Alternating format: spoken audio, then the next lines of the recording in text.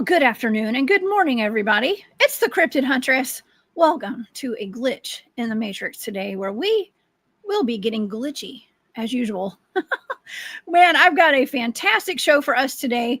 I have my good friend, Long Island Bigfoot, here in the studio with me today, and we're going to get down and dirty with these ancient amphibious reptilians that have been talked about in the history books, well, in some old text, okay, from the New World explorers and things like that, of these amphibious reptilian people, okay, with long tails and all this. Now, it's up to you guys to decide if you think this was a joke or if this was real. And we're going to go down the rabbit hole of these today. They're called the Inzignanin. I think I pronounced that right. Probably not. Okay. But you know, like a lot of these mythological creatures that we read about, and they're on our maps, ancient maps, and in the history books and, you know, ancient text, we're finding out that a lot of these mythological creatures are actually real. And considering the region and the area, the location of these lizard fish people, it is in close proximity to Bishopville and the creature of Scape or Swamp. Okay, the Lizardman of Scape or Swamp.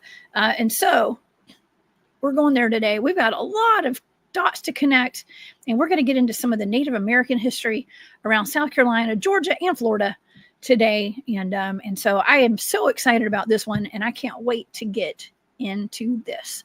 Thanks to all my moderators for being here, y'all, and thanks to everybody who's in the live chat today. We do have the best live chat on the internet.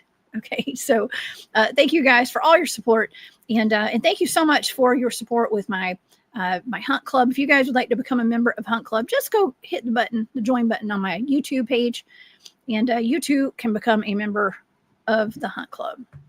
Okay, well, if you guys would like to, you know, check out my archives of all my shows and everything, please go over to thecryptidhuntress.com. I do have a calendar of events over there too, and all my social media links are there as well.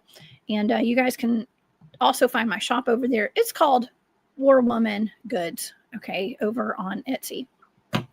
I will be at the, real quick, just last order of business, I will be at the Full Disclosure Now conference next week, and I will be giving you guys some brand new shows. Don't y'all worry. All throughout the week, I will be here live on Monday and on Saturday, and I will have a brand new show for you guys, 2 shows on Wednesday and Thursday while I'm at this conference. And so if you guys want to come down to Florida next week, come meet me there. I will be speaking on Friday. Okay, so if you'd like to come see me at the conference, if you're going to do a 1-day pass, come on Friday if you're coming to see me, because that's when I'll be there. But you better get up really early, because I got me speaking at like 9 something in the morning. So I am the first speaker of the day in the main room on the main stage out there. And so it should be fun. Okay. All right. Well, let's get to our show today, y'all, because we have a lot to talk about. And I got LIB up here in the studio. Native American legends of Florida and South Carolina include encounters with the Inzignanin, fish-like humanoids that were 5 feet in height, covered in scales, and had inflexible tails. They were said to inhabit Chicora, which was in what we know today as South Carolina. These fishmen were believed to consume only raw fish and were said to have died out when the area's fish population depleted. I cannot imagine a fish population depleting unless they're eating out of swamps and lakes, but not the ocean. But we'll see. We're going to talk about that. They were described in old texts as men with tails a meter long and as thick as a man's arm. The tail was not movable like those of the quadrupeds, but formed one mass, as we see is the case with fish and crocodiles, and it was hard as a bone. When these men wished to sit down, they had consequently they had to sit with a seat with an open bottom. Okay, and if there was no hole in their seat, they had to dig a hole more than a cubit deep and hold their tails and allow them to rest. Their fingers were as broad as they were long, and their skin was rough, almost scaly. They ate nothing but raw fish. And like I said, when the fish ran out of their area. They all died. Okay, well, were these strange humanoids? Could they have been related to the infamous Lizardman of Scape Swamp in South Carolina? We're going to find out today because we're going to talk about the Inzignanin and real life-size lizard people. And we're going to talk to my good buddy, Long Island Bigfoot's investigations and his boots on the ground field research and investigations all over the East Coast, including Florida and Georgia and all over the place. You guys, please help me welcome to the show my good buddy who has a YouTube channel called Long Island Bigfoot, Mr. Mike Long Island Bigfoot. What's up, Mike? What's going on? Thank you for having me. Well, thank you for being here. Thank you for being here. My fellow boots on the ground field researcher. It's good to see you again. It's been a while, man. It's been a while since I had you on the show. Yeah. How have you been? Yeah. Good. Been doing a lot of off-camera stuff, so, you know, not necessarily laying low, just offline, I guess. Yeah, offline, but doing the boots on the ground work and I know you have been busy. You've been traveling a lot. And so I'm super excited that you're here. You were even down in Florida. We're going to be talking about Florida today with some of their monsters. There's their aquatic cryptids down there, the reptilians. And you've been down to Florida recently, right? Yeah, about a year ago to date. Yeah. Okay, good. Cool. Well, we should have a lot to talk about then. Did you have any kind of cryptid activity down there? No, but the man, where we were, it's pretty amazing, like how hard it is to research down there. Like it's really hard. Like it's very dense, it's very hot and humid and like muggy and like it's very buggy. It's a tough environment. And then there's this Spanish moss like everywhere. And like it would be optimal for any kind of reptilian, and we know this, right? Like all these invasive like animals that are let loose, like whether it's snakes or lizards or whatever, like or they get away from somebody's pet, it survives. You know what I mean? It survives, thrives, and breeds. It's pretty cool. I tried when I was there. I tried, but it was very hard to like dial in. You know what I mean? Like find my vibration and frequency and whatnot. Yeah. It was super hot. Yeah. I know. It's super hot here in Georgia today. Like it's so hot. Like I did not want to go outside to even walk my dog today. That's how it's just. You can cut the air with a knife. It's like the humidity is really thick, and it's it's kind of miserable out there right now. Perfect environment for reptiles. Yeah. Yeah, it is. Well, okay. So today I want to preface these amphibious reptilians we're going to be talking today with how I've came across them. Okay, because I was originally planning on doing a show today about some kind of crazy green clawed monster out of Ohio, the Ohio River. Okay. Yeah. And sometimes I'm doing research, and then I'm doing research on one thing, and then I find something way cooler for doing that research. So like, let's just dive into all this today, because we're going to be talking about aquatic reptilians and cryptids and lake monsters and all that. We're going to tie all this stuff in today with a lot of Native American legends and see, try to decipher like what's real and what's not. Okay. And what's based off of real life events. And maybe if people had things in their head because some real popular movies had come out, and like the Creature from the Black Lagoon and things like that. Sure. So, okay, let's see. Let me go. Okay, let's go into this first. Okay. So the green beast, that's what it's called.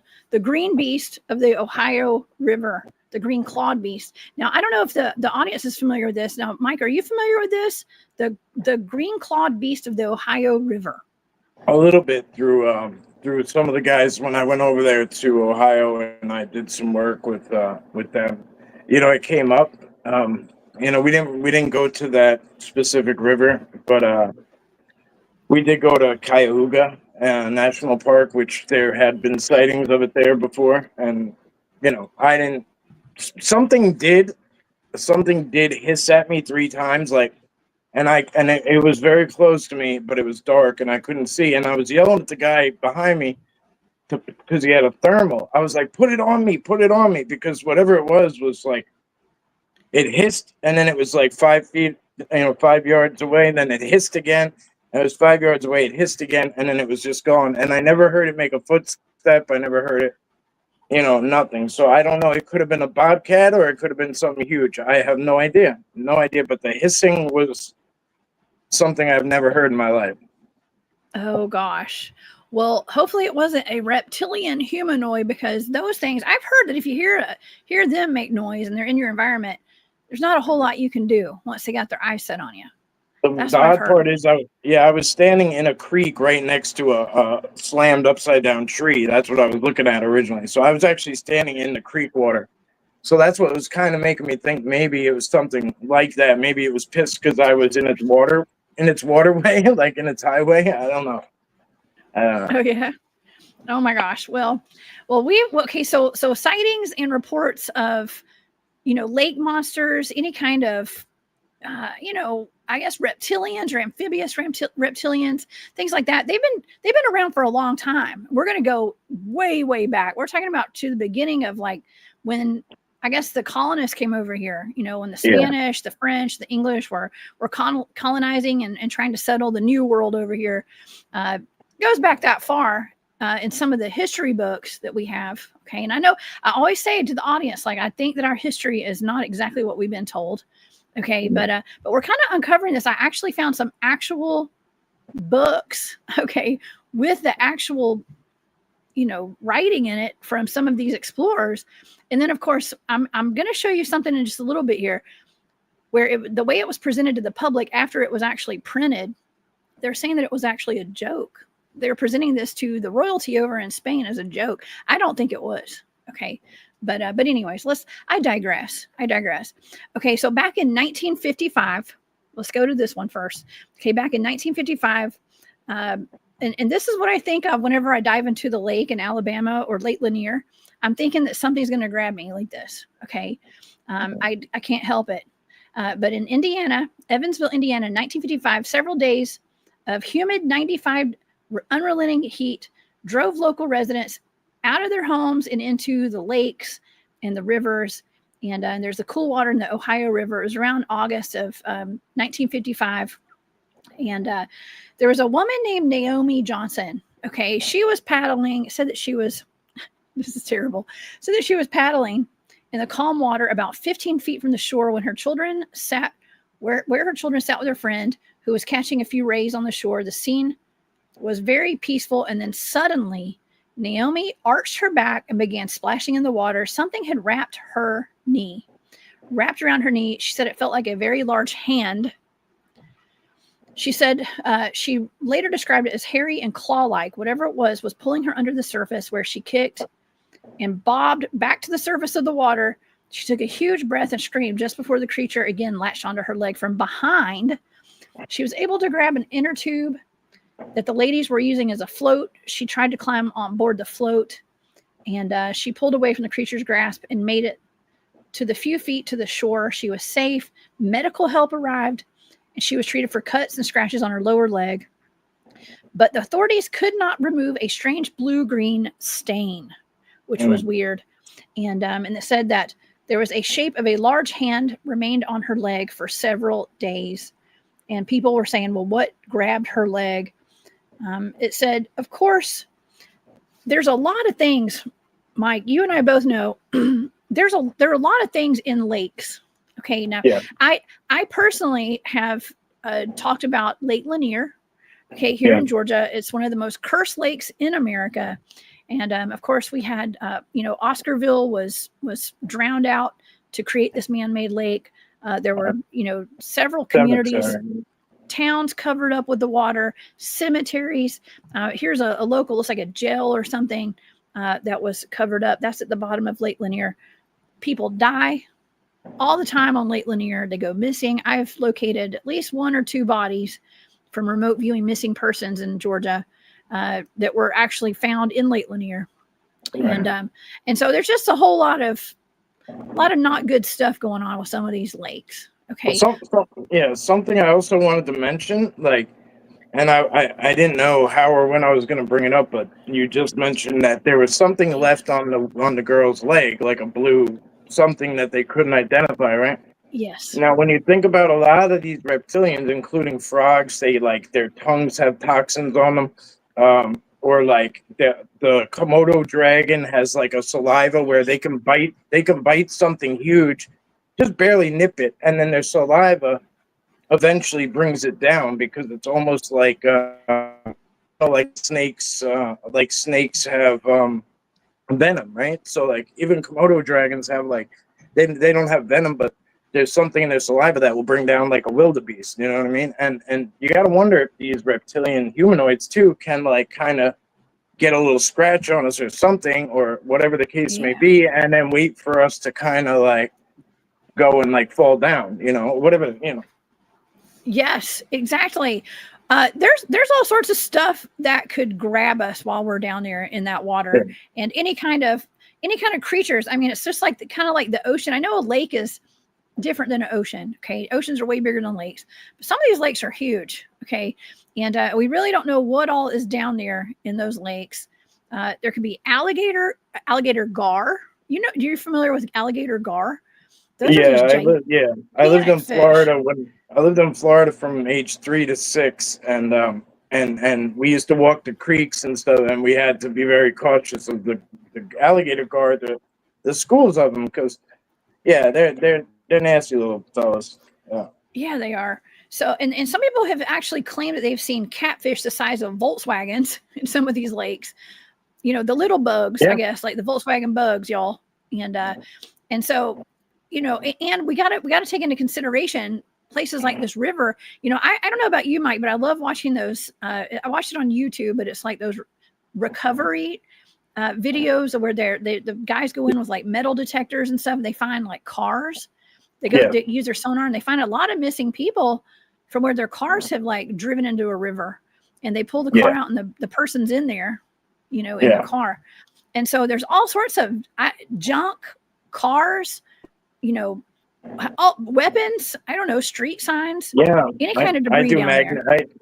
I do magnet fishing, and I've never found anything like that yet. But I know a lot of guys through the magnet fishing community that they find weapons and like, you know, and then they report it to the police, and and it connects all these dots down the line. You know, personally, I think I would just throw it back, but like that's just me. You know, like I don't know. Yeah. Like I don't want to mess with too much. You know what I mean? Like I don't. It's hard to say. It's hard to say what I would do in that situation. Oh yeah. Yeah. Well, you know, that's why they say do not dive in head first to any kind of lake or any kind of river or anything. Don't dive head first. Okay. First of all, we don't know how deep or shallow some of these places are, especially if you've never been there before. But when you dive into places like Lake Lanier, you might hit a road sign. And I know I had mentioned the other day about how I don't like blood. Okay. I don't like the sight of blood. I freaked out when my nephew cut his head open one day, and I couldn't remember the number to 911. Okay, like that's how freaked out I got over all the blood. Okay, but he hit a sign, like a road sign that was in the boathouse, the swimming pool place. It was the thin metal. It was a sign warning about the dangers of running around the pool. Well, he ran around the pool and he slit his head open with that sign. Okay. And so if we've got stop signs and road signs underneath the water, just below the surface of some of these lakes, and somebody dives down in there, I mean, you could cut your whole body in half with those signs, you know, with all that force of you jumping in, right? Yeah, easily. Yeah. And even like cliff diving, like upstate in New York, like there's a lot of those like swimming holes, right? Because it's similar to areas where there's no ocean, right? So when I get up there and it's hot, like you were just describing, people flock to the swimming holes. Some of them have spots where you could jump off rocks. Now, if you miss, I mean, some of those rocks down there are very like flat and slated and like sharp. And going back to the magnet fishing, you'd be surprised. So I bring in slated rock because it has like some sort of metallic property to it. So it's definitely dangerous just in general. But yeah, like I'm adding adding man-made signs and metals and stuff. Yeah. That's no bueno. Yeah, like It's not. And no one watching those shows, like they're always pulling those weapons up. I mean, who's to say somebody didn't go? yeah. And a lot of those guns you find, I think they're probably Well, used in unalivings. Probably. That's my yeah, guess.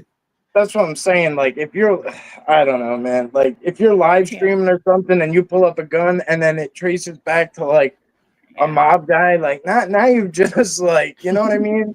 You've just like put yourself in the line of fire. It's cuttings for you. Yeah. Snitched on yourself. It's cuttings. Yeah. You got to be careful. Okay. I know. And some of those guys, they get so excited when they find like the bone. I'm going to say call it like the bare bones of like guns and stuff. And I'm like, man, I hate to say it. Those guns probably got bodies on them, if y'all know what I mean. Okay. Right. So I wouldn't get too excited. Just go buy you a gun if you need one. Okay. Yeah. but anyways, it is what it is. And, but we're just trying to talk about like what all can be in these rivers and lakes and stuff, all the debris. It can be detrimental to your life. Okay. If you were to jump in and land on one of these things. But now we got things that, this woman claimed she really believed that something had grabbed her leg and tried to pull her down twice. Okay. And okay. So I was swimming in the lake this weekend. Okay. I was swimming in the lake. I usually get nibbled on by the fish. I usually get a little bit nibbled. I didn't get nibbled this time, but my sister did. And she got nibbled so hard that she jumped up. Like she screamed because something kind of bit her on her leg. Yeah. And so in your mind, I mean, what are the odds of like something kind of grabbing you or her leg getting caught in some algae or seaweed and then feeling like something is grabbing her, but it didn't? Like, what are the odds of that happening, Mike? What do you think? It's tough. I mean, I was just with Brian Montauk is Strange out in this bay that leads out to the Long Island Sound, which is attached to the Atlantic, right? Like it's anything and everything could come in there, right? But he was showing me these jellyfish. Now there's these little like clear jellyfish and seaweed, all sorts of stuff that could wrap around you that always freaked us out as kids. But like we used to take the little clear jellyfish and like throw them at each other and like like and like. But he was showing me one that I was like, bro, what is that? Like, but it was this long clear jellyfish, and I've never seen it before in my life. But you could imagine this thing. I mean, it's as long as like a 3-4 foot snake, and like probably some get bigger.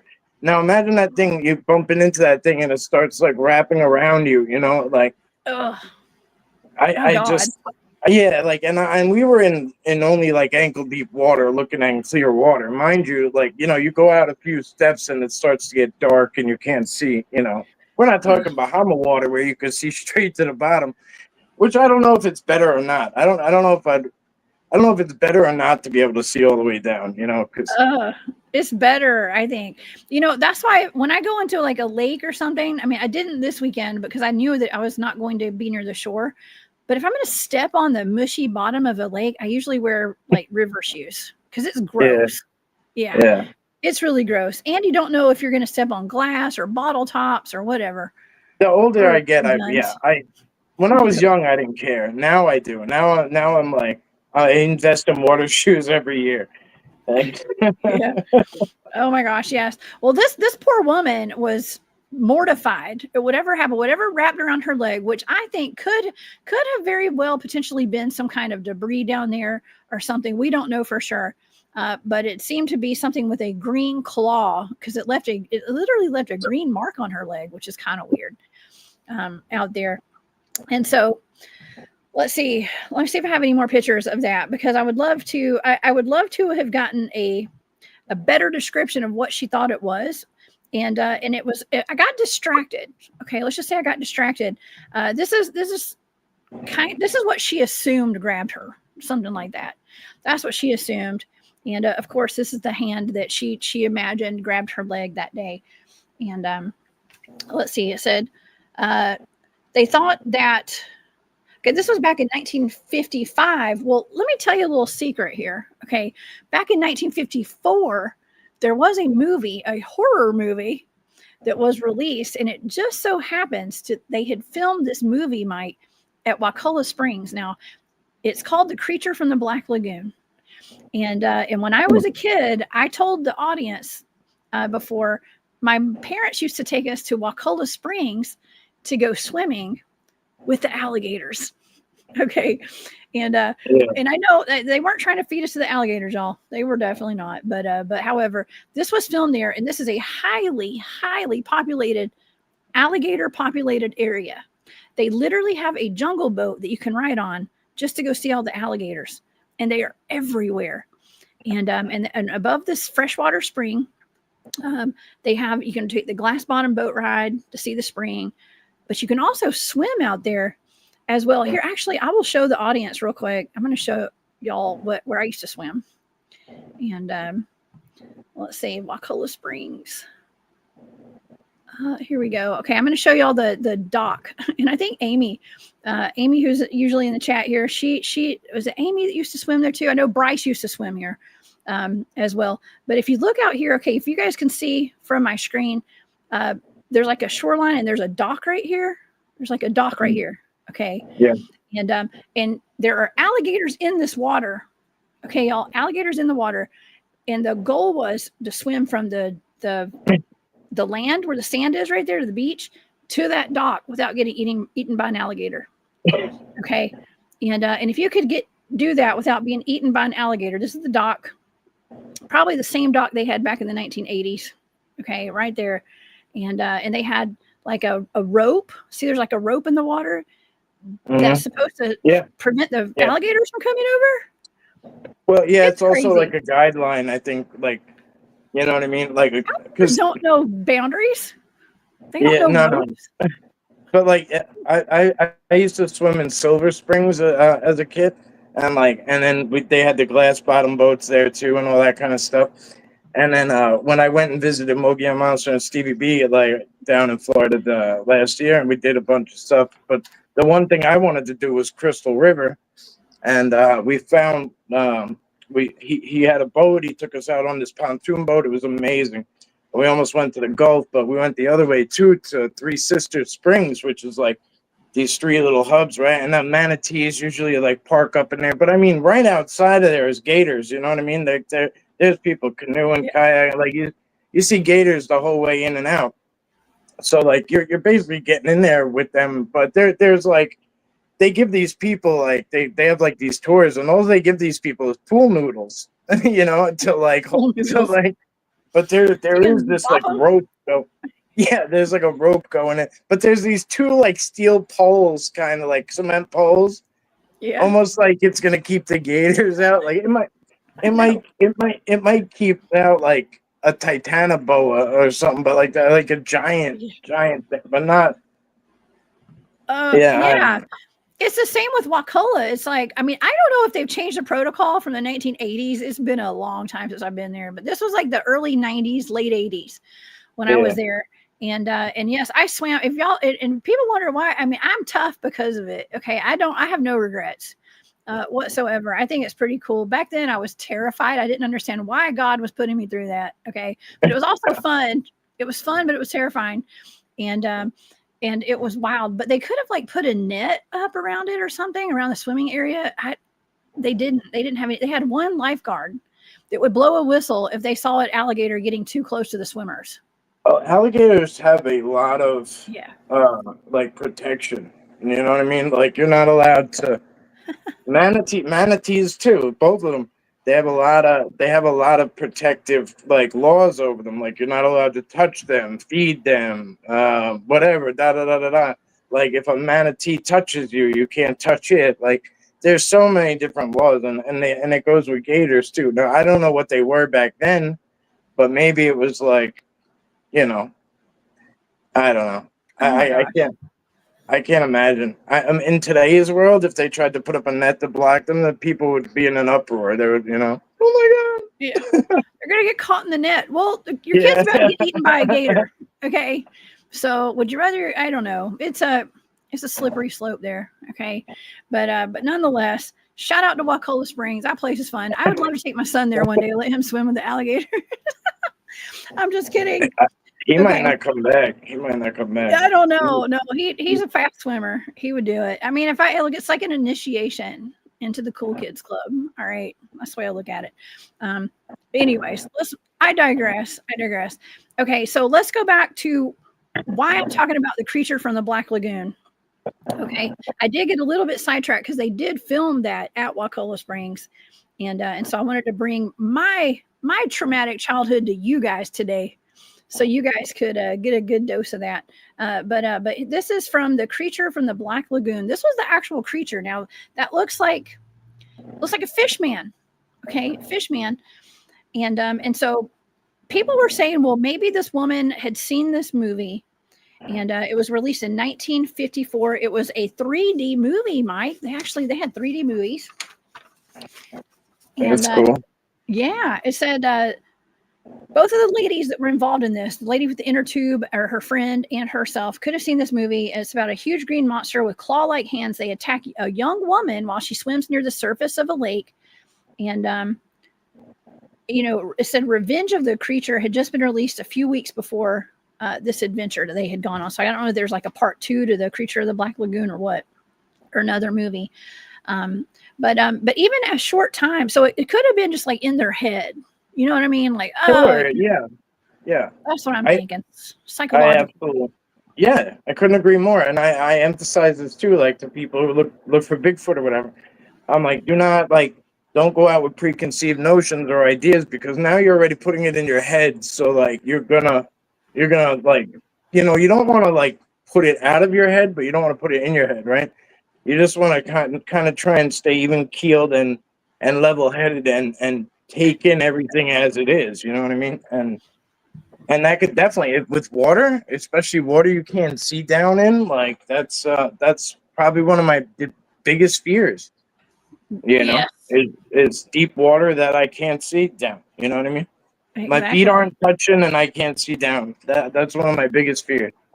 I know, because something's going to grab you. And after Barry had given me a remote viewing target of the Japanese kappa, and those are like aquatic turtle men or something. And Hillbilly Herb said that the creature from the Black Lagoon looks sort of turtleish. I like turtles. Okay, y'all know what I'm talking about. It does kind of look like a turtle a little bit there. And look at those, called like a snapping turtle, but also a fish. And, something else right here. I mean, this is, I don't know, this could be also similar to the Lizardman or Scape or Swamp, dare I say. But okay, so here's the thing that made it. Okay, so we're thinking, well, maybe it could have all been psychological. She did get hung on something, or something grabbed her. 100%. Well, here's the part of the story that kind of legitimized it a little bit more. Okay, because it said that a short time after this happened to this woman, a man claiming to be an Air Force colonel came to the Johnson's house and instructed Naomi to never speak of the incident. There have been no reported sightings since.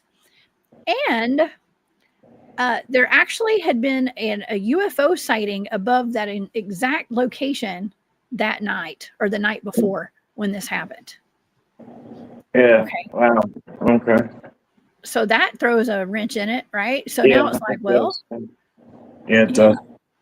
Okay. Yeah, because I mean, you have, like I've always said, like the ocean is the same as space. Like there's more hiding, and they recently said that that's where there's space, whatever. But I've been saying it forever, because I'm like, there's no way we only know about 7% of the ocean or whatever it is. Like, I'm like, there's no way in hell they just don't want you looking down there, don't want you to know what's down there, or we can't get down there. Because if you look at a submarine, what is it? It's a spaceship.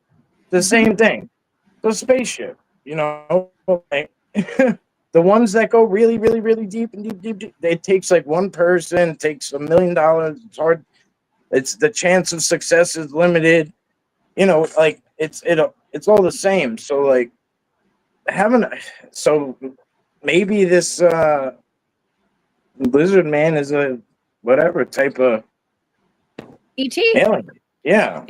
It could be. In Cryptiville, that's exactly what we're talking about today. The case where the woman was grabbed by a humanoid creature in the Ohio River, tried to grab her, take her down. And she was visited by the Air Force and the MIBs. And this, I don't know how far from Hopkinsville this is. I have no idea. Cryptiville, you might know. Okay, you live up in Kentucky. How far is this from where this happened to Hopkinsville? Because that's where around the same time they also had the UFO crash where the two families were, stalked and I guess terrorized by the Kentucky goblins, as they became known as, all night until they were able to run out of their house. The men were shooting at these little goblins, little ETs, and they looked aquatic too, Mike. They actually had like gills on them, and that's how this one was described. Yeah, like, well, that somebody said that looks like a turtle. Like, I'm pretty sure reptilians don't have ears, right? They just have kind of like slits or something to that effect. Yeah. And then it almost looks like that one picture of the creature from the Black Lagoon. It almost looks like he had like gills on his neck or something. You know what I mean? I don't. Yeah. Well, I don't know. Okay. Oh, it was 1955 in Hopkinsville. Okay, 1955. And this happened in 1955. Oh my gosh, same year. Okay, so I don't know. Is it related? It could be. I mean, I'm not saying it's related, but it could be. And we're here to connect the dots on these things. So who knows? Who knows? What? Oh, sorry. Go ahead. No, go ahead. Go ahead. Something just popped up in my head that I forgot about. Now, Fort Benning is huge, right? I mean, it's massive. More massive than I ever knew about. Now, some of the local boys, good old boys, took me out in a couple of pickup trucks, and we're off-road and way in the back, wherever. I think we're closer to Alabama maybe than we are Georgia. I don't remember. I don't know exactly where we ended up. But I mean, mind you, we're in the middle of nowhere. And this guy, I won't say his name, but whatever, Sergeant John, whatever. He swears he sees this giant alligator, and I thought he was trying to scare us New York boys, right? Like, I thought he was just trying to scare us because we had our feet in the water or whatever. So it scared me. I backpedaled, whatever, and I thought he was like just trying. And he runs to the truck and he's screaming about this giant alligator, and we're looking in the river and we don't see a damn thing, but there was whatever movement. And he gets this shotgun and starts boom, boom, boom, lighting up the river. I forget what river it was. Chattahoochee, maybe? No, Chattahoochee's on the other side of the state. So I don't know. So maybe could have been Chattahoochee. No. It goes right through Benning, right through the backside of Benning by Fort Mitchell. I always screw it up. It's I don't know. Maybe Okeechobee. I don't know. I'll figure it out. I'll find out. Okay. But anyway, a Native American name probably.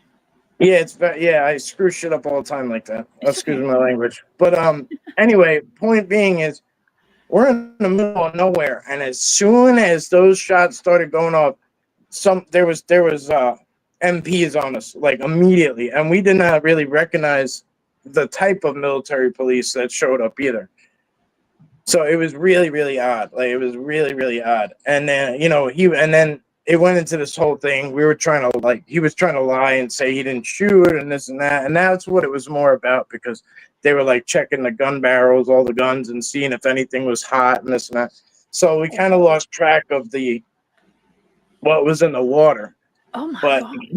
But for this good old boy to scream, that thing is huge. Like, he was like, for whatever reason, he wanted to put rounds in it. You know what I mean? And because it was going to eat you.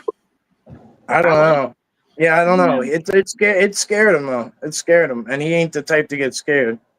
I've been to war with that guy. He don't get scared. Oh my God. Well, he may have saved your life. Okay, maybe he just saved your life that day, or maybe he was just looking for some good fried alligator. I don't know. I've had alligator bites. They're pretty good. It's all open to interpretation, because I don't, like, it was just one of those things we never talked about after. Like, we were more worried about getting away from the cops at that point. You know what I mean? Like, yeah.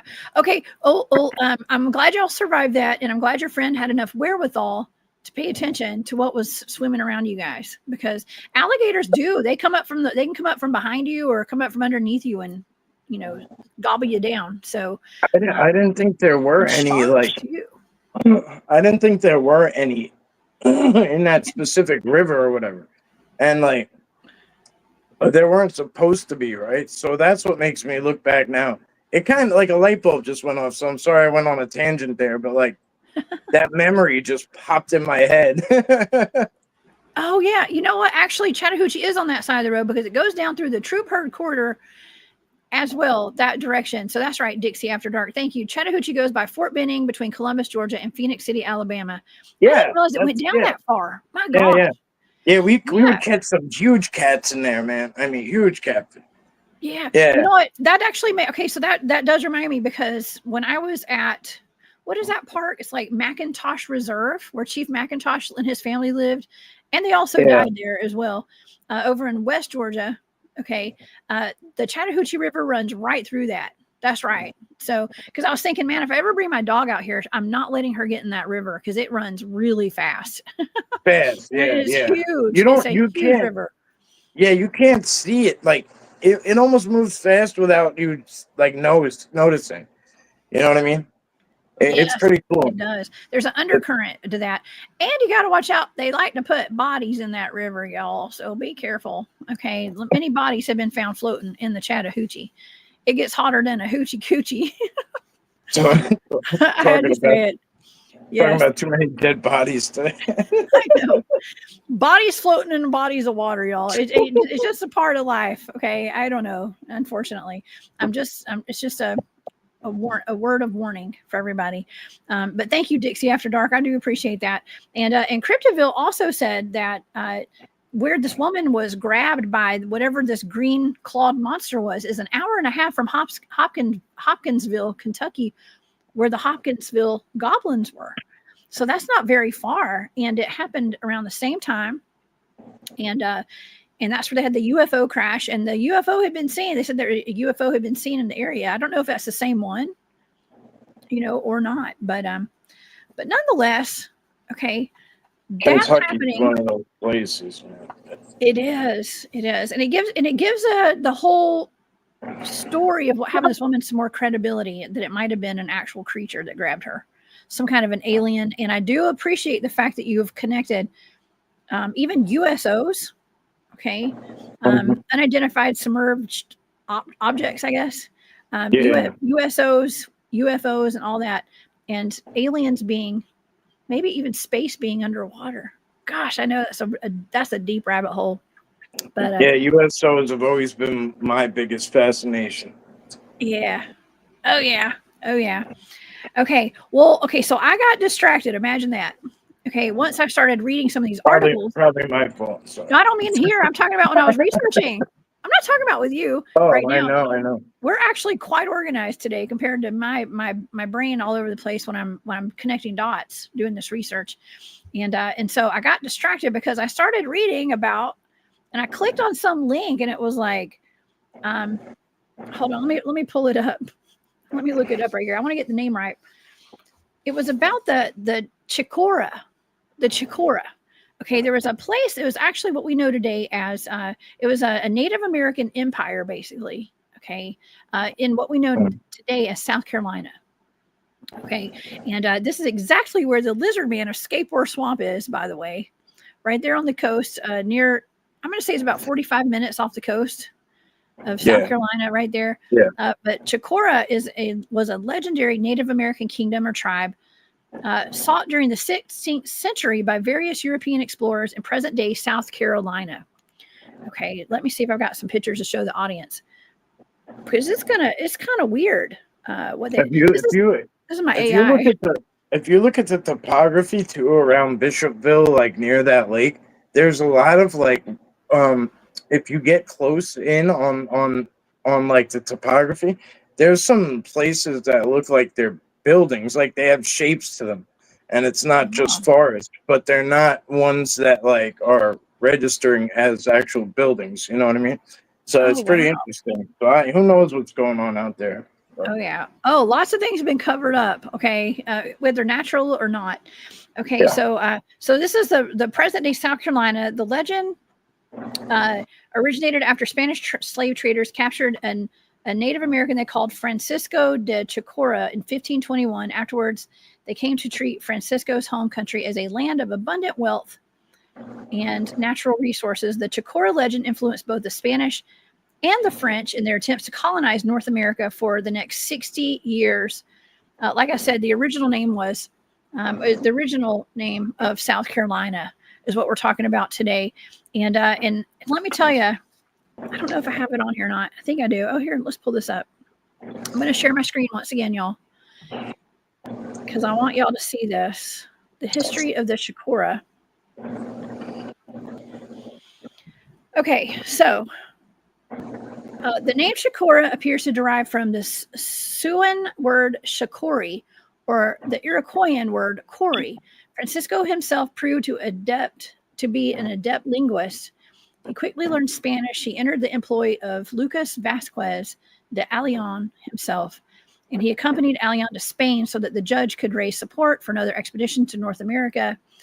And while in Spain, okay, here's the weird thing. Why would anyone go before the Spanish court and make jokes? Okay, unless you're just a jokester. Okay, but this is what this article says. While in Spain, Chicora played his own joke on the Spanish court. Now, this is the part that I don't believe was a joke. He said he told of a tribe of white men whose blonde hair reached to their feet, another tribe of giants, and yet another with tails so long they had to dig holes in the ground to sit down. The land of Chicora took on a mythical characteristic as a magical land of immense wealth that housed terrible beings. Ayllon got the backing he needed from Charles V, King of Spain, and most powerful monarch of the world in the time. He went back to Hispaniola, and Ayllon got to work exploring the area between the Savannah River and the Winyah Bay between 1525, with Pedro de Quejo sailing farther north to scout for settlement sites. And after it was clear that the land of Chicora offered the most promising locales, Ayllon prepared to colonize it with the help of his employee, Francisco de Chicora. Okay, so there's a whole bunch of history here. If you guys want to go to digital.library.sc.edu, go to their blogs. You can find it's just the history of the Chicora, and you just type that in, and you'll be able to find this as well. Mike, what do you think? Would that have been like a joke, or could that have been real life with the giants and the blonde-haired race of tribe of people? Yeah, why would he be so specific, and like why would he name so many? You know, and my mind got stuck on stupid with the white settlers with the long hair, blonde hair down to their feet. Like, was that like elven? Was that maybe mermaids of some sort? Like, I don't know. The giant, we know we're here. We know that was here. Obviously, the lizard people thing, like, as far as reptilians go, like, the only info I ever got was, like, from people was, like, to get out of Dodge, right? Because, like, what I understand from that species is that they pretty much, like, I'm more going towards the ones who use human meat suits. Like, they are the ones that are the strongest, right? They kind of, like, kill off their own. So, like, the strong of the strong survive. So usually the ones that will come across, like, out in the woods or stumble across are usually a fairly weak, not weak, but, like, not as strong to do too much. You know what I mean? So, like, but the way that you can detect them is they give off, like, a sulfur smell. And it's almost like, because I hear people talk about it all the time. Oh, it smelled like, trash or like feces or whatever. And I always ask, I'm like, did you smell like sulfur? Because if you did, it might not have been, a Bigfoot or this or that. But again, I'm just going off things I've been told, like by warnings by the. First thing I do when I go into an area is I try to find somebody of Native American, background descent, because they have the real history. And also, I don't really want to like bother them too much, but I pretty much try to ask them, hey, where should I not go? Is there anywhere I should not go? Because you know what I mean? Because like the W word, things like that, right? I don't want to bump into those. Like I don't. Yeah, like I've Yeah. had enough of that. I've had enough of that crap. Like I want, I want. Yeah. I'm not looking for scary. Like, Exactly. You're not wanting to get ate up by the alligator out there. That yeah, 12-footer that tried to eat you in the Chattahoochee. I don't yeah. know. But That's crazy.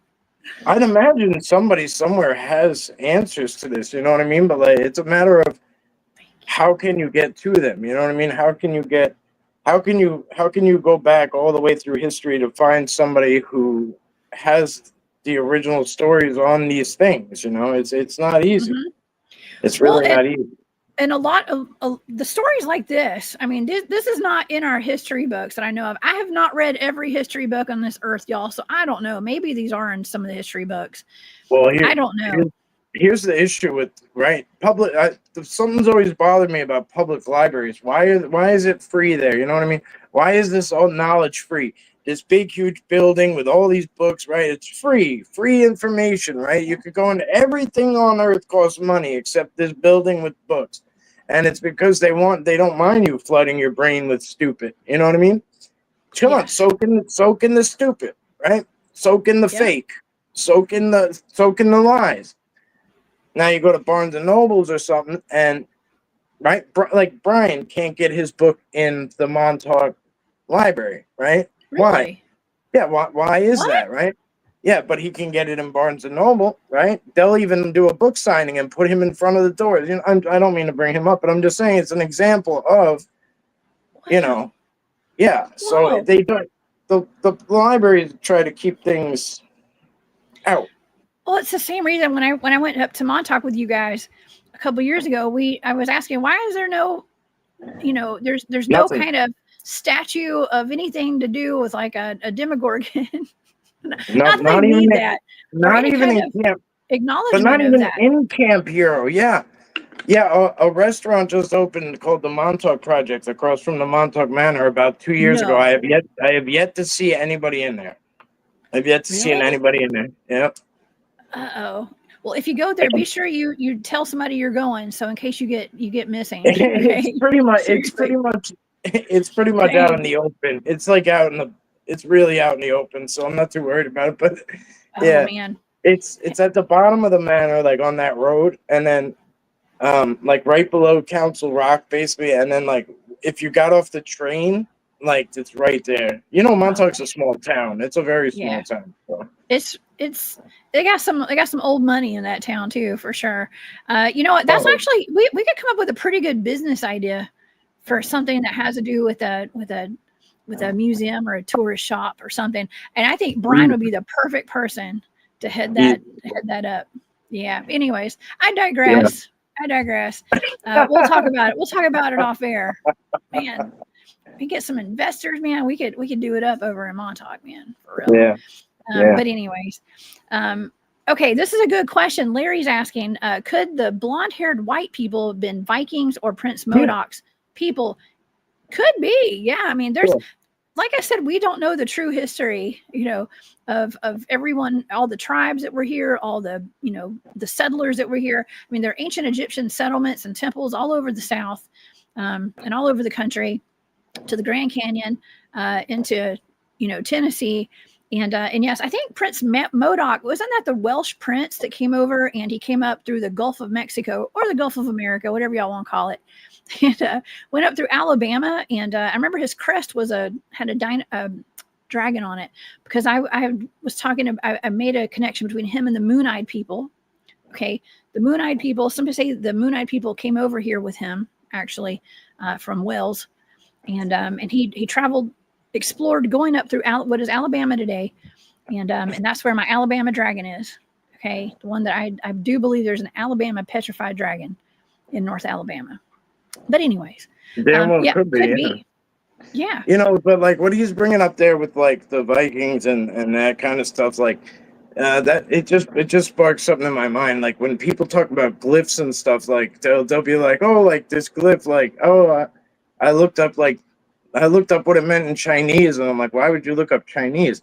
Like, we have to look back to like what's in the history of our areas and stuff. And this is something that I have, like, that I got, like, it's just this like this plate of, like, it's called ancient and mystical alphabets. And Yeah. like it has, and most of them are like really, I mean, maybe you could screenshot if you want later, but Okay. it shows you like all these different types, like Anglo-Roman, Old Persian, Sumerian, hieroglyphics, Demotic, Hebrew, Greek, Elder, Futhar, Phoenician, Arabic, Brahmi. Anyway, and then I have, but like I use the rune alphabet, like as far as like glyphs go, you know what I mean? Like stuff like that. But it's hard to dig into history, like real history, you know? And I wouldn't write off what that guy is saying in court. I wouldn't write it off as a joke. I would just, I would more or less try to figure out what the heck he was talking about. Oh yeah. Oh yeah. Yeah. Well, I would love to see that again. Maybe you can send me a picture of it later after the Yeah, show today. Yeah, yeah. Hillbilly Herb Demogorgon statue would be sick. Yeah, totally.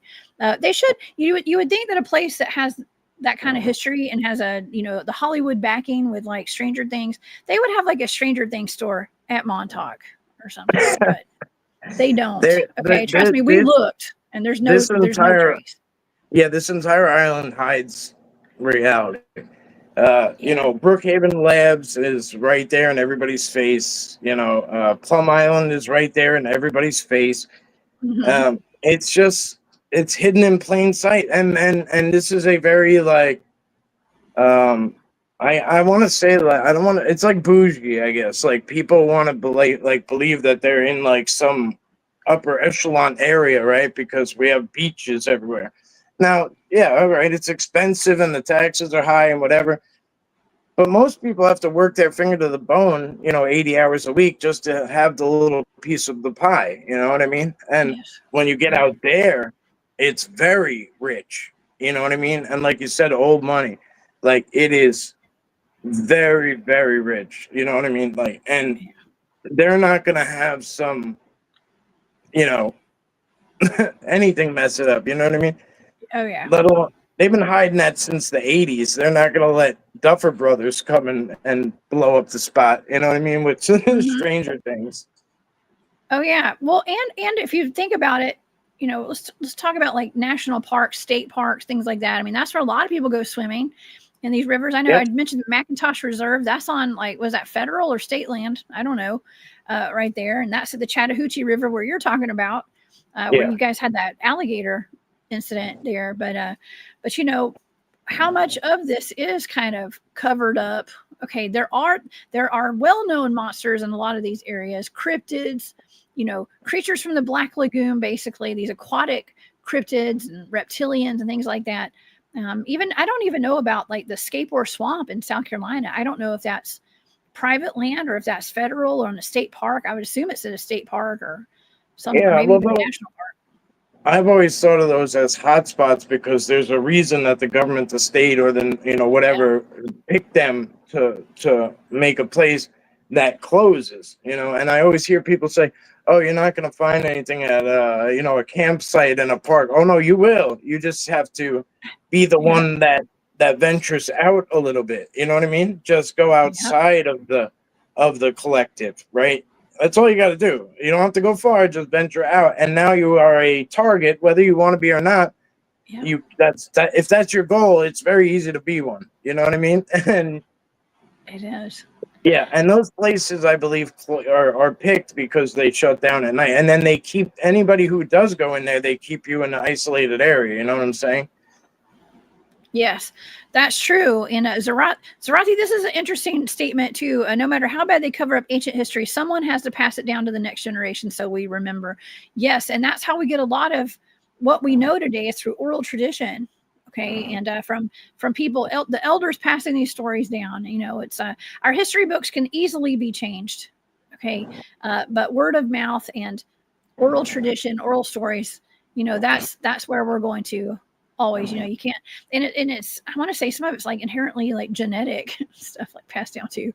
I'm It just is. saying, you know, subconsciously like we know, okay, the true history. And so I have a question from Angelique here. She says, how many active hunters are patrolling our parks and lands at a given time? And hunters or like park rangers and things like that. I don't know. I just went to WMA this weekend, all the gates were locked, man. I was so disappointed. So you drive so far to get to like these state parks and the WMAs and the national parks and stuff. And you get there and you want to go, like, I'm a Bigfooter, y'all. I love to go out and look for tracks and stuff and just go get in the nature. And all the gates are locked. So, of course it was the 4th of July weekend. And so maybe that's why things were shut down kind of. But I don't know. I don't think there were, maybe when there are not a lot of them there, they do lock the gates because there's not a lot of people patrolling those areas. Now we run into game wardens and pretty often. What about you, Mike? Sometimes, yeah, sometimes, the ones who are good at their job, you don't see, you know what I mean? Like you'll never know they were there watching you until they want to be, until they want to see you. More often than not, what I bump into is they're waiting for me to come out, or they're searching like my car, like my truck, like while because the places I go in are not like a hiking trail, right? Like I'm going like off the beaten path, or I'm following game trails, right? So a lot of times they think I'm a poacher, you know what I mean? Like, and but I have a good rapport with all the local ones. I have like 3 or 4 of the officers on speed dial, the environmental officers, like, because I pin poachers for them and stuff. Oh, interesting. Yeah, because I bump into them all the time. I mean, me and Brian were off in the west woods of Camp Hero, and he had never been over there, and we're deep. I mean, we're deep, like 400 acres deep or some crap like that. And we all of a sudden we come out like on this road, and we're like, what the hell is this? And it's like this private dead end road with like these rich houses. So we kind of go up a little and cut back in, and we're like trying to find our way back towards at least like the radar tower or something, like. And I'm like, Brian, I'm like, stop. He's like, what? I'm like, these are footprints. He's like, oh shit. He's like, Bigfoot. I'm like, no. I'm like, they're too small. I'm like, this is human. I'm like, something ain't right here. So I start looking around. So I'm like, just go slowly. I'm like, there might be poachers here. And there was. Like, we got another 20 feet, and there was tree stands and, makeshift stuff left. Thank God they weren't there, because there was 4 of them total. And when you find these guys, you don't know how they're going to react, because you've caught them in an illegal act, right? And yes, and they're loaded up with either a high-powered crossbow or a rifle. Yeah, it's not a fun situation. I know, it's like walking in on someone robbing your home. Basically, I've had that happen to me before down at our farm, and caught a guy taking a bed out of the house with his friend, and I was like, "Excuse me, dirty bed, dirty mattress." Mine put my dirty mattress down, man. It's been in the family for 50 years. Yeah, looks like a weird, but yeah. Mine looks like a used tea bag. My pillow. Yeah. Oh my god. Well, but when that guy was leaving, turns out he was like a hardened criminal. I had a feeling he probably was, but yeah, I felt like for a split second he was considering mowing me down with his truck before he left. So anyways, we got to be careful out here, y'all. The streets are crazy. The woods are crazy. Just be careful. Don't be scared. Just be aware. Okay. No Truth Walker. I have not checked out Lake Verner, but now I will. So thank you for that. Definitely. I appreciate that. And yes, Robin, don't worry. The government has it under control, everybody. Or not. Well, I wanted to get back to these amphibious reptilians of ancient America over in South Carolina and Florida. These things were actually, from what I was reading, they were reported in Florida as well. Okay. They were said to have lived down there, and they sounded like a lot like, actually kind of like the creature from the Black Lagoon, but reptilian as well, Mike. So it's like an amphibious reptilian with gills and stuff. And how about this part about, okay, let me read this. The men, okay, they were men. So men, okay, humanoids, and they have tails 1 meter long and as thick as a man's arm. The tail was not movable, and those of the quadrupeds,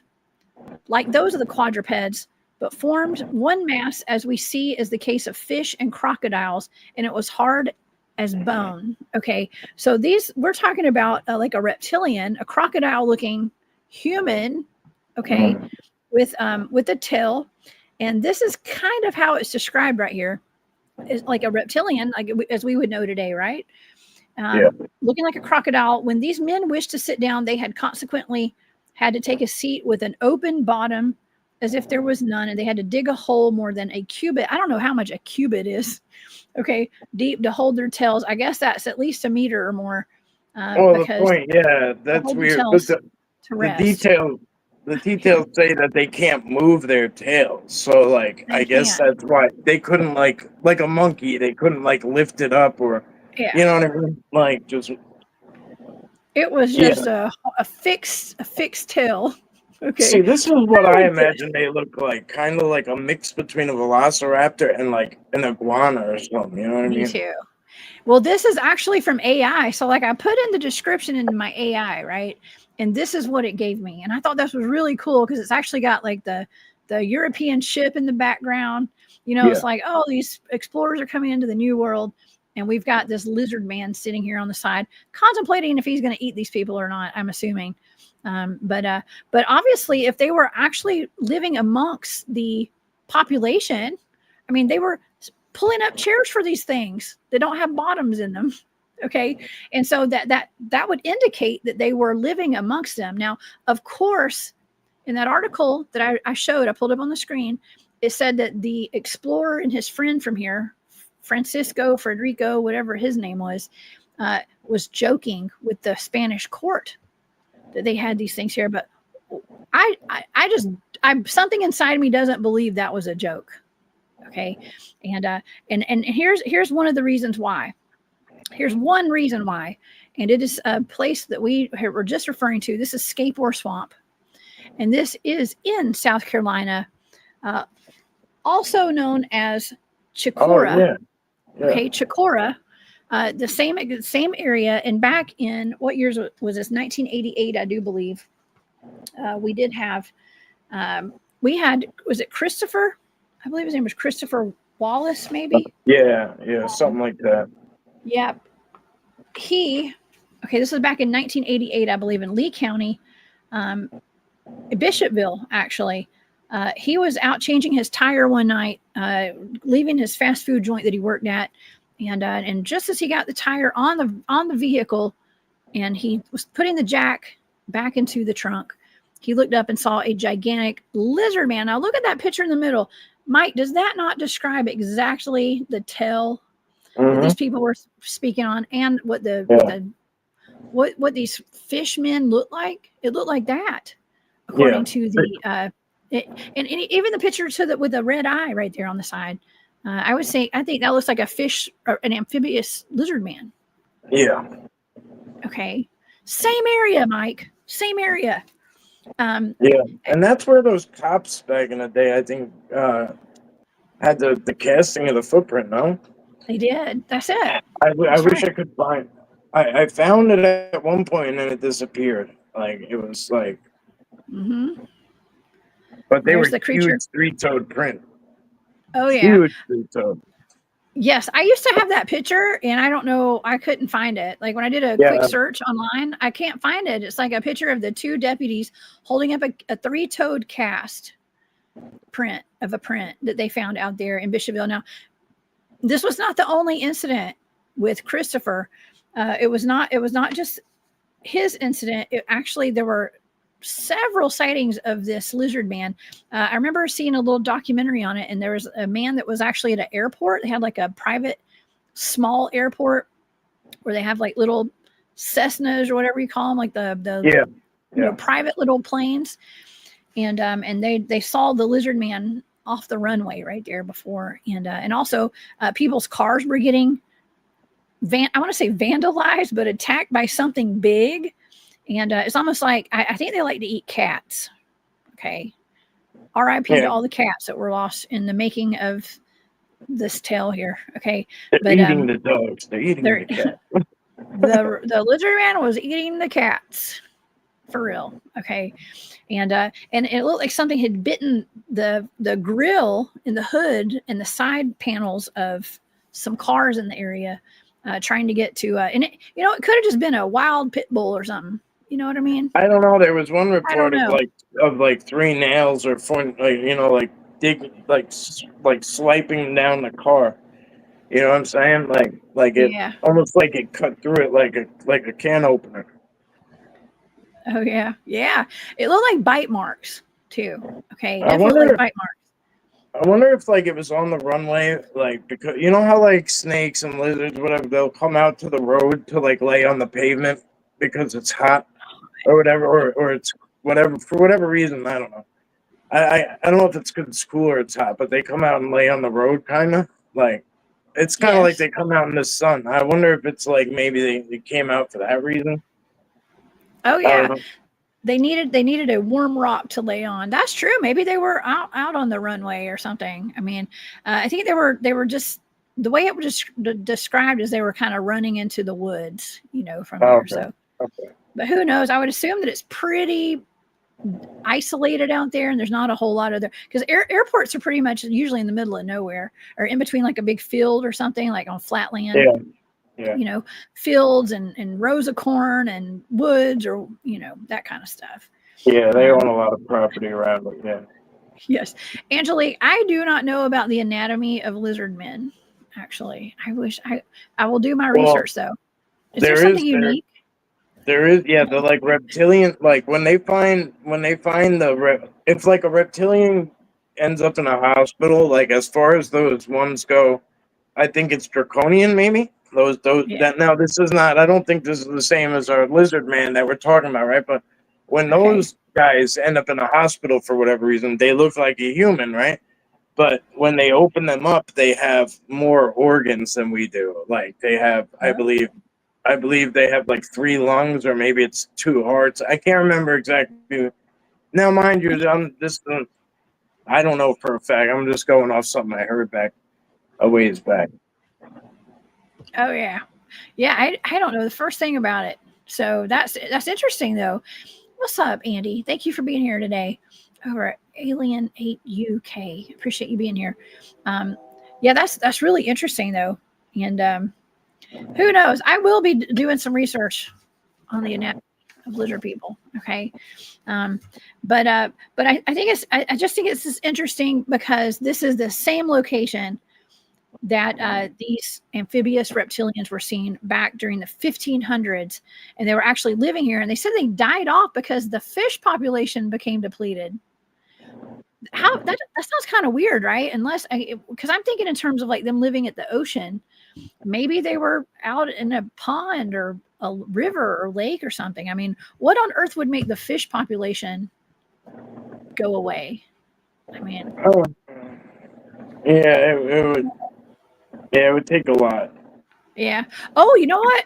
I just did that show on the lost colony of Roanoke and stuff, and those people were living off the coast of North Carolina, right there by South Carolina. And you got to wonder, like maybe there were times where something happened. There was like what do you call it? A red wave or I forgot what you call it. Gosh, somebody in the audience will know, where all these dead fish come up on the shore. Yeah, yeah. You know what I'm talking about? Yes, I do. I don't know. Yeah. I'm looking. Yeah, it happens. Somebody in the chat might know. Red tide. Thank you, Angelique. The red tide. Yeah, it does happen where they all, but you would see them all. They all like float up to the top at the same time. Like it's weird. Yes. That's it. But that's why I love my chat. when you look at that area that the original report came from, like in Bishopville or whatever it was called, there's so many rivers and waterways and wooded areas and stuff. I mean, anything that needed like water and sun and whatever, anything reptilian based would, I mean, it's just the possibilities are endless. You know what I mean? So even if something did, like the fish population died off, like, and they had like, I think the reptilian that it would have, that reptile man or whatever it's called, lizard man, would have just went off and off to the next lake. Yeah, it could have been. And this is, yeah, Andrew says they just ate the whole darn pond. Yeah. Yeah, They have yeah, right. insatiable appetites. And so they're just depleting all the resources everywhere they go. Okay. Kind of sounds reptilian. Okay. If it's the same fish too, fish aren't stupid too. Like they'll start to learn. Like you know what I mean. I'm Right. sure. Like the fishing tactics back then weren't very advanced. So Yeah. Oh my gosh. Could be. We've got smart fish for sure. You know, and another thing that I find is that they had a name for these. Okay. Where's that name at? The Inzignanin, or something like that. I can't really pronounce it very well. The oh yeah, Inzignanin. yeah. And that's actually like the Native American name for these lizard people, these fish men, lizard people. And so if they have a name for them, okay, and they have tails of, like, they go so far as to even their tails are fixed. They have to have holes in their seats. Sometimes they'll dig a hole. Paired with that, coupled with that, stories of like the race of blonde-haired, I guess, blue-eyed people, and not only the race of blue-eyed, like blonde-haired tribes here, but giants. They also mentioned giants. I don't know if that was in that article, but I was reading that he actually also was telling the Spanish court that there were giants here as well. Now we know good and well there were giants here. I know there were giants here. You know, we have tales of like Sukalu, right, out of North Carolina, and which could have been a Bigfoot, of course, but also the giant attack of 1829 down in the Okefenokee Swamp here in Georgia. The people who live around the Okefenokee, shout out to Barb, my friend, she lived down there. What does she call herself? The swamp hag, I think, or the boo hag. I can't remember what she calls herself.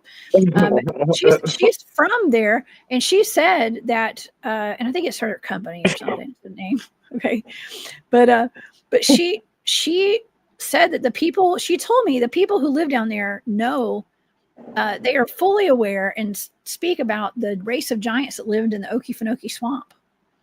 Okay, long time ago. Back in 1829 was when that attack happened, and I think at least 5 men were ripped to shreds by something gigantic.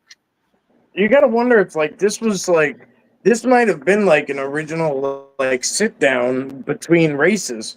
You know what I mean? Yeah. And maybe like the like a sit down to like make, you know, to coexist and whatever. And like, you know, maybe he brought it back and they, you know, by then it was just too late, or they didn't give a shit, or they made fun of him or whatever, or it came off as a joke. And next thing you know, yeah, giants are tearing people in half, and you know, whatever. Nobody cares, right? Like Yeah. I don't know. I don't know. Yeah. I mean, we don't know what was what.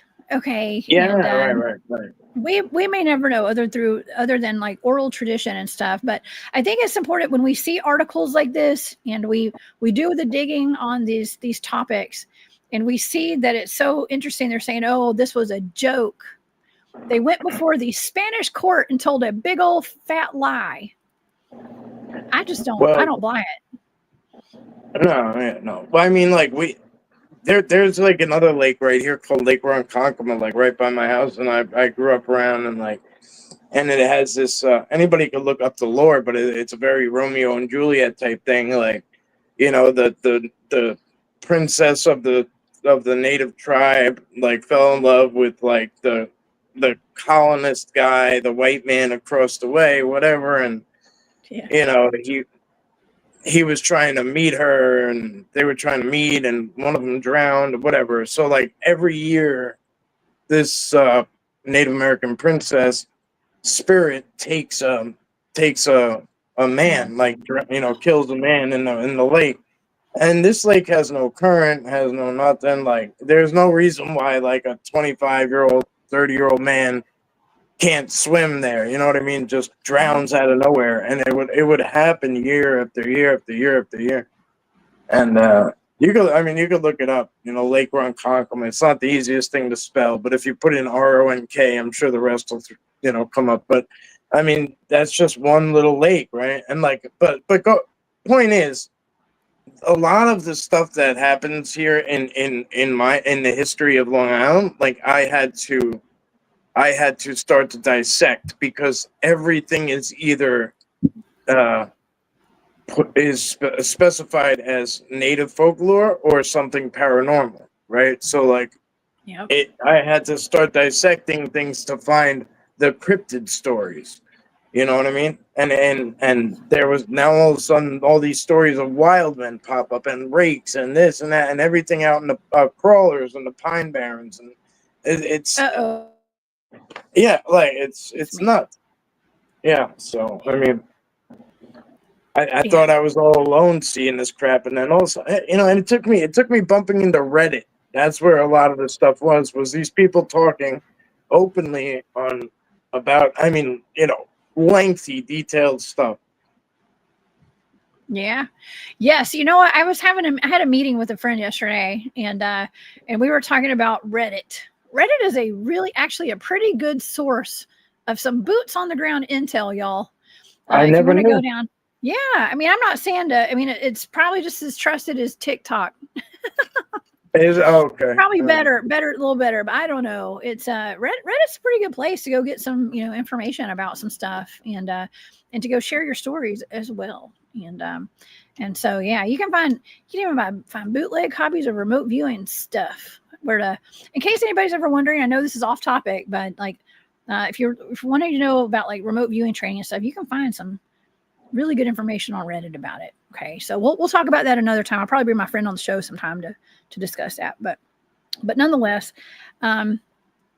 yes. Okay, you were talking about the lake up there where it's basically there's a sacrifice of a young man every year, right? Uh-huh. And it's according to legend, and it's almost like the lake is taking. It's almost like a curse. The lake is taking this person every year, whether it's with the hand grabbing him, or just like the land requires blood is something that comes up a lot when we're talking about some of these cursed lands, and that reminded me actually of Pyramid Lake out in Nevada, where they have the water baby stories and the spiteful mermaid.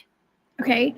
And, I was actually going to bring this up. There's a place called Cape Fear. Now, this is actually in North Carolina, not South Carolina. I think this is in North Carolina, right off the coast.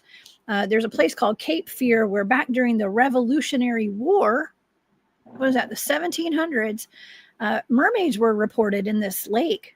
And particularly by a pub where the gentlemen, probably ladies too, but mostly gentlemen, would go and drink.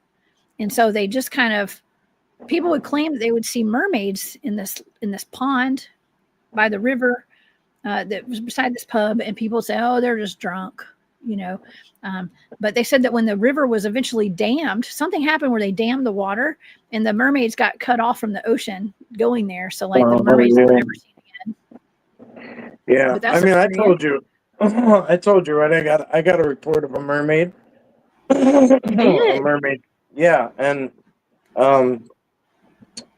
it was in Pirates Cove here, and it's not far from my house either. It's in it's a port town called Port Jefferson, and the ferry goes back and forth to Bridgeport, Connecticut, and right there, there's this little cove or whatever. There's a lot of them, but this one is very pretty. I walk it a lot.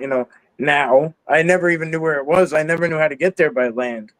And but this boat captain told me he was posted up there, and this guy, he's been sitting with this for a while, but he saw me on TV and was like, look, he's like, bro, I've been, I told some people, they laughed me under the table. He's like, I gotta just tell you something. Like, he's like, because I know you'll hear me, and he's like, I don't care what you do with it, I just gotta. And I was like, and I knew he's on the water every single day. He sees everything under the sun, right? Rocks with red, mossy, flowing looking hair and stuff. He said this was a straight up mermaid, and whoa. I followed up on it. I went there, I looked around, whatever. But I don't know what I'm doing. You know what I mean? What? It's like lightning striking twice, right? There's no chance. There's no chance in hell I'm going to see the same thing. But you could have put on your snorkeling gear. You should have put on some snorkeling gear, your flippers, and gone out there and searched for these mermaids. I'm just saying. I went at very low tide and actually waited for the tide to come in one time. And yeah, I don't know if I'd go out there like that. I don't know. Yeah, I was kidding. Knowing that, yeah, I don't know. I don't. It's freaky. It's freaky. It is a little Freaky. freaky. It is Yeah. because, like, what woman in her right mind would be out there all by herself in a lake or pond, you know, with a little mermaid outfit on, swimming around with probably alligators and, you know, alligator gar and snakes and anaconda. I mean, anacondas be like more Florida and stuff. Yeah. I don't know. Kenny, actually, my friend Kenny Star Fox sent me a picture of like in Maine. It looked like a gigantic snake skin from like an anaconda or something. I don't even know what that was about. I tell you what, in the Something just summer, found up there. in the summer, summers can be long, 3-4 months sometimes. You know, it's gonna stay warm, and every year here, somebody, you know, like whether it's a dumb practical joke from a kid or somebody, you know, has a pet that they can't keep. One time there was like 5 alligators in a lake, you know, and somebody dropped off 5 alligators because they started getting too big. They had them in their bathtub. They were gonna sell them. Didn't work out. Boom, threw them out there. Right. You know, they're small, but they're still alligators. Now, Lake Ronkonkoma, again, like people fish there a lot. Somebody pulled in piranhas. You know what I mean? Now we pulled in one piranha. How many piranhas are out here? You know what I mean? So like, oh my God, stupidity. they're not That's supposed terrible. to be here, right? Yeah, but like that, you know, they don't last. Once the cold weather comes, they don't survive. But yeah, people's pets get out, you know, or people. They dump I them. mean, look at Tiger King. You know what I mean? My favorite. Yeah. Yes, Crazy. I got to embody Joe Exotic one Halloween. It was awesome. Oh yeah, yeah. You Yeah. told me that. Yeah, yeah. Mustache and mullet and everything. It was great. Oh god, that's funny. Yeah, it was funny. It was terrifying. It was terrifying to the children. But anyways, that was fun. But yeah, it's you know, people should not go dumping their alligators and pets. If you can't take care of your pet, maybe you shouldn't have gotten your pet. But I'm just saying. But listen, I've been in that situation before where, you know, my boyfriend in college gave me a pet snake as a gift. Okay. And I kept it when we broke up. I should have just given it to him, but I was out of spite. I guess I kept the daggum snake for horror. I should have never kept that snake. But it was a red-tailed boa, and it got to be so large. Lucky for me, my brother took it in. Okay. So my brother took care of my snake, and it became his snake. But then my brother passed away in an accident, and my mother was stuck with a snake at that point. And it was not good. Once my sister had my nephews and the babies were in the house, and, you know, coming to visit and stuff. And there was a snake that was loose in the house because the snake got out. We couldn't find it. And we have little babies in the house, and it was just bad. So my mom ended up giving it to an owner of an exotic pet store. Yeah, that's what you should do. Yeah, I didn't know what else to do with it. You know, that's exactly what you should do. Yeah, because they'll house it till they can find it a good home, or if they can't find a home at all. Like, yeah, we have a guy named Jungle Bob up here, and he's got everything under the sun. You know, giant alligators, turtles, iguanas. You know, giant iguana. There's this one Rocky. He's been on like every TV show under the sun. He's like the Doc Antle of, like, you know, Long Island. This guy, Jungle Bob. But anyway, you know, people forget boa. The last part of boa is constrictor. You know, and that's what they naturally do. You know, it's one thing if it's a grown man and he's wrapping it, and it's 5 foot and it wraps around your arm because you could pull it off. But now, if you're talking about a dog or a child or whatever, it's not easy. It's not easy. No, I was bitten. Listen, and that's another thing. Maybe like I had to go through these things during my life, like making really bad decisions and stuff, to learn from those bad decisions. You know, and keeping that snake was a bad decision, and that was just my story. Okay, that was just it did not fit my lifestyle, first of all, and it's not safe once you start growing up. The snakes are going to live just about as long as you will. Okay, probably. So, you know, I used to have. I mean, for decades after that, I swear, Mike, I had nightmares about that snake getting loose. Yeah. It was bad. It was really bad. So, but yes, Kobe has a good home now. I hope. I'm sure. With that man. But anyways, Yeah. anyways, back to what we're talking about. I guess it's okay. There's mermaids, there's snakes, there's all sorts of other wonderful things that could grab you and take you down. And yes, if you have a lake that's cursed like Pyramid Lake, like Lake Lanier, be extra careful. Sometimes it may not be just like a real mermaid or like a green clawed creature. It may just be a road sign. Okay. It could, especially in these man-made lakes, they are covering up so much down there. You could dive into a house, I mean, caskets could float up to the top. I don't know. There's all sorts of cemeteries down there below these lakes and these ponds and stuff. So just be aware. Right. Yeah. Yeah. I don't know. Oh, Lake Placid was Moondog says Lake Placid was my favorite movie. Great film. That is that one. The just about an first alligator.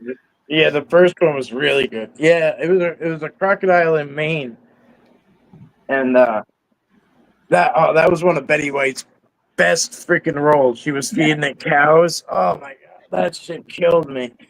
Yeah. Oh my gosh, I forgot about that.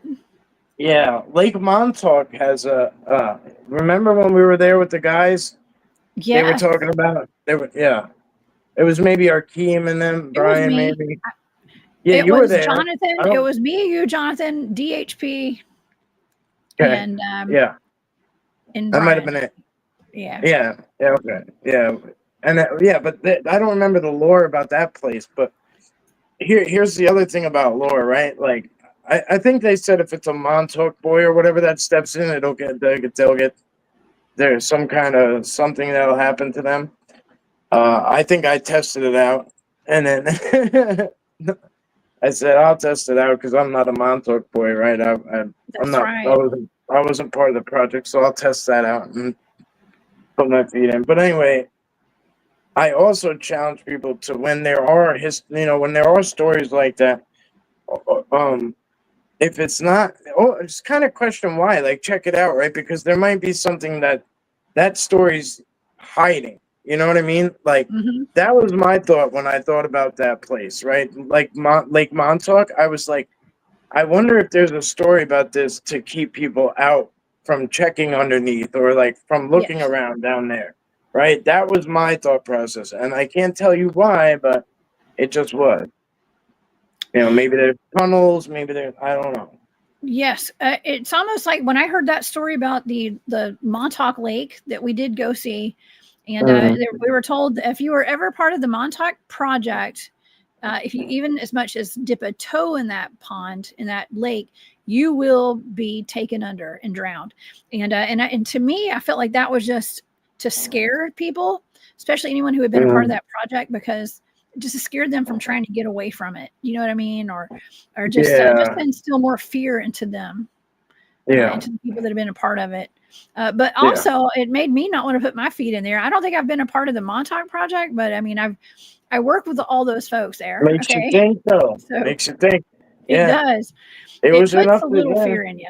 It does. It does. It's all psychological, though. Probably. Well, it is. But then when you learn about the reality of our fake reality, everything we were taught, up to, you start to juggle things differently, Yeah, you do. You get in your head just like that lady in the Ohio River over in Kentucky that we were talking about. She in her mind, I mean, and I don't know for sure if she watched The Creature from the Black Lagoon that had just come out that year before, but in her mind, there was the creature from the Black Lagoon grabbing her leg. I mean, also, it could have been a fish's mouth too. I think, like an alligator gar or something. But in her mind, psychologically, that was the creature. A creature, like it was a creature from the Black Lagoon grabbing her leg and trying to pull her down. And it could have been. I mean, we hear so much about these underwater ETs. I've done plenty of shows on underwater aliens and extraterrestrials. Barry has given me plenty of targets on like the Lake Baikal swimmers. That was one of my targets at some point. And I don't know, organism 46B, all these different things that are in underwater, right? That are alien extraterrestrials. And Zarathi, And happy birthday to you. I saw that might be your birthday here coming up on the full moon. Okay. So happy birthday. It says, and if a water creature can live in a cave, that will also allow them to live longer, since caves increase the lifespan of anything that goes into a cave will live very long. My goodness. Sure. There's all sorts of cave systems under these water sources, right? And I just posted a short of a cave that I went to up by Howe Caverns. It's called the Secret Cave. And the way the guy found that cave was he was missing 2 cows, and they fell through. And then he kept digging. He digged his whole life. He dug out this whole cave. Then he wanted it to be preserved, so he gave it over to, he didn't want it to give to the state, so he gave it over to, and it's a very cheap tour or whatever. But at the end of it, there's a 100-foot waterfall that comes down at the base. You know what I mean? So you're down 100 feet, and there's a waterfall coming from God knows where. So, yeah, there's plenty of stuff going on down there that we just don't know about. Yeah, you know what? I would have not given that land to anybody. I would have kept it in the family. I'm just saying. Yeah, I don't know what to say. Yeah. You could look up the situation. Yeah, Secret Caverns. It's Secret Cave or Cavern. I forget. Anyway, I know exactly what you're talking about. I know. I've heard. Really actually, cool. you and I have talked about it before. Yeah, it's really cool. Yeah. I got to do the Howe Cavern one, and then on my list actually is Audible Chasm. They have a lazy river. Oh. This is in the Adirondacks, and it's like a 3 to 4 hour. I didn't know they had a tube tour. I thought they just had like hiking. It's a really popular spot, but it's like the Grand Canyon of the East. They call it Audible Chasm, and it's just part of the Adirondacks. And Adirondack Park is what, 6 million acres or something like that, right? Oh my God. Yeah, you could fit Yellowstone, all sorts of stuff. I forget which ones. There's like 3 big ones: Yellowstone Glacier and some other national park. You could put them all inside of it and have room, extra room. Oh man, that's wild. Yeah. That picture that you just showed made me think, because it showed a bunch of people tubing. I think they tubing on a river. Okay. Yeah. First of all, anyone who goes tubing that's watching this show now, you're welcome. You're welcome. Now you're going to think if there's hands grabbing you from below. You're getting pinched on your booty cheeks when you're tubing in the river now. Exactly. It's probably just fish, y'all, or snakes. Okay. But yeah, there was I saw something online, and it was like, people are kind of joking around about North Georgia. We've got a place called Helen, Georgia, and you can do like this lazy river. Sometimes it's not so lazy. Depends on if it's been raining, but you can get on inner tubes and float down the river up in Helen, not too far from Unicoi Park. And it is so packed right now. It's so packed, Mike. It's like, it's uncomfortable. I would not even want to get in that river, because it's just nothing but tubes like touching each other with all the people. It's horrible. Like, no, it's not fun. Yeah, it's not fun. We have kayaking spots and stuff too. Like this one is pretty cool because it's such a big river, and they have any good place provides a bus on both ends, right? Like whatever, like a bus that brings you back to the front, and because it's hard. Like if you don't have a coordinated spot like that, like you have to figure it out with a buddy, right? You have to like park a truck somewhere, and you know what I mean. And then it's tough. It's tough to do it by yourself. Oh yeah, and you don't want to hike back. Well, no, because it's miles down the road. Yeah, it's like the same with when you go kayaking and you're not with the big group. Like you have to have at least one car. Somebody has to go drop you off, and put the boats in, and then somebody meets you down at the end with a trailer or something. Yeah, so it's fun. Yeah, I love tubing. I love whitewater rafting. I love kayaking. I love all that stuff. So don't let it all discourage you. I would not recommend going to Helen right now with I guess it must have been the 4th of July weekend. Maybe that's why it was so packed. It just looked miserable out there with all those people up there. But hey, you know what the good side of this is people are getting out in nature. And I think that is so wonderful and so important. So if you're cool with crowds, which I am not, if you're cool with crowds, y'all go get you a tube over in Helen. They do actually have in Helen. They do actually have an Indian burial mound there. They call it the Romeo and Juliet. I guess it's the India burial mound, an earthen mound, I guess you can call it. But it has a gazebo on the top of it, and it's right there where you turn off the main highway to go into Helen. You can go see that, and it's a good ways from the Etowah Indian mounds that I talk about pretty often. But this is one. It's called I call it the Romeo and Juliet Indian mound right there on the corner of the intersection, and there's cows all around it. It's in a cow pasture. If you guys want to go look that up, it's really beautiful and really interesting. No telling how many giants they had buried in there. You know what I mean? So, but anyways, this has been a wonderful show, Mike. Thank you so much for being here with me today. I have really enjoyed this one, as I always do. Anytime. Yeah. Anytime. Yeah. Do you have any final thoughts on the history from the 1500s of there potentially being reptilian humanoids living amongst the humans here in South Carolina, Georgia, Florida, the East Coast? What are your final thoughts on it? Yeah, no, I mean, anything and everything is possible. You know what I mean? Like, don't, just always do your own homework. This is a great place to come because, like, this channel, it's not easy what you do. You cover such a wide spectrum of things, and it's great, but it always keeps you thinking and keeps your eyes on things, and that's what's most important. Keep your eyes open, your ears open, whatever the case may be. Eyes to the sky, eyes on the water, eyes on the woods. You never know what you're gonna see or you're gonna come across. That's right. Everybody keep your head on a swivel, as I like to say. And thank you, Mike. I appreciate that's a compliment, and I will take it. You are so nice. And I do cover a whole lot of different topics. I'm all over the place, aren't I? With all this stuff. And I gotta keep it interesting. Yeah, but it's important. It's important to cover everything and everywhere because a lot of people get a big head about what they do and what they uncover and what they figure out, right? And I try to emphasize, like, hey, look, like, I've got a lot of answers, but I've got a lot of answers for right here and right now and in my little corner of the world, right? Like, I'm just a drop in the ocean. So, like, we can't get big-headed and think that we know it all, and we need to all help each other and put out the information that we have, no matter how weird, no matter how wild, and I think it's great that you touch on all these different areas and all these different things, and it's just good, it's good. And the remote viewing just puts another, degree of interesting. Oh yeah.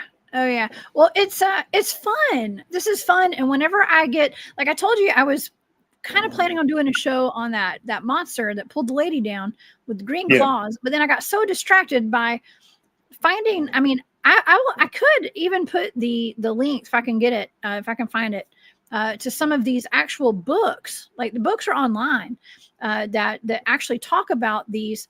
What do you call them? The Inzignanins, okay, out in South Carolina, and it's there, and in some texts they make it out like it was a joke, but I don't think it was a joke, and so I just want to, just to have a reference for you guys and for people to do their own research on this stuff. Like I put it out there.